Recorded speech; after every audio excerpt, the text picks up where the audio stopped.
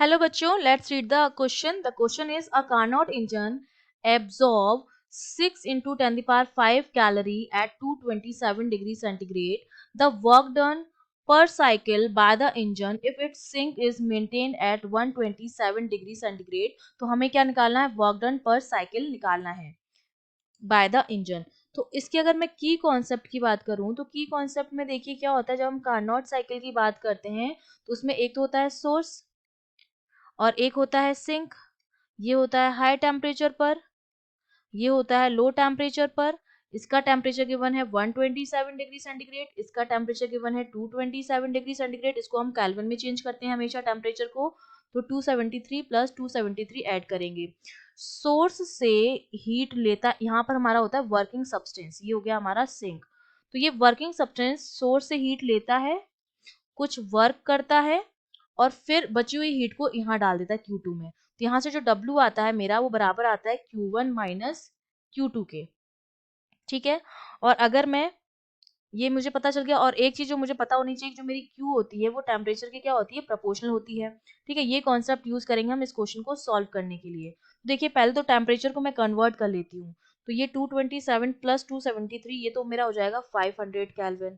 ठीक है. ये टेम्परेचर हो गया मेरा T1 और ये मेरा हो जाएगा 400 केल्विन. ये मेरा हो गया टेम्परेचर T2, सिंक का टेम्परेचर.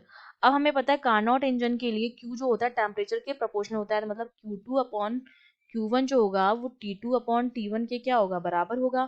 तो यहाँ से Q2 की जो वैल्यू आ जाएगी वो आ जाएगी Q1 T2 upon T1.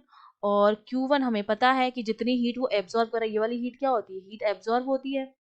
Source से हीट क्या लेता है वो एब्जॉर्ब करता है वर्किंग सब्सटेंस. तो इसकी वैल्यू गिवन, लेकिन इसकी वैल्यू कैलोरी में गिवन है. तो इसको हम क्या करेंगे?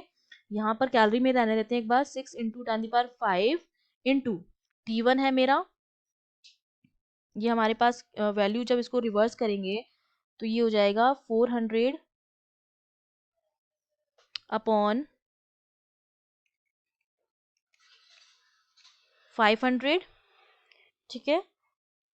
तो यहाँ पर जो वैल्यू आ जाएगी कैलकुलेट करने पर वो हमारे पास आ जाती है 4.8 इंटू 10⁵ कैलोरी. ठीक है. ये हमारे पास वैल्यू आ गई है इसकी. अब Q2 जब हमने निकाल दिया है, Q2 हमारी क्या होती है? फाइनल हीट जो इमिट हुई है वो हमारी हीट हो गई. ये हमारी क्या हो गई है? इमिट जो हीट हुई है उसकी वैल्यू हमारे पास आई है. ठीक है. तो अब हम क्या करेंगे कि जो W है वो मुझे पता है किसके बराबर है? W मेरा है Q1 माइनस Q2 के बराबर. तो Q1 की वैल्यू है 6 इंटू 10⁵. Q2 हमने कितना निकाला है? 4.8 इंटू 10⁵. तो W मेरा कितना आ जाएगा? ये आ जाएगा 1.2 इंटू 10⁵ कैलोरी. इसको अगर मुझे जूल में कन्वर्ट करना है तो इंटू में 4.2 कर दूंगी. तो वर्क डन मेरा जूल में कितना आ जाएगा? ये आ जाएगा 5.04 इंटू 10⁵ जूल. इतना वर्क डन जो होगा वो हमें एक साइकिल में होगा इंजन के द्वारा. तो हमारा आंसर क्या हो जाएगा? 5.04 इंटू 10⁵, जो ऑलमोस्ट 5 के बराबर होगा. मतलब सी ऑप्शन जो हो जाएगा वो आपका करेक्ट हो जाएगा. I hope you understood well. All the best.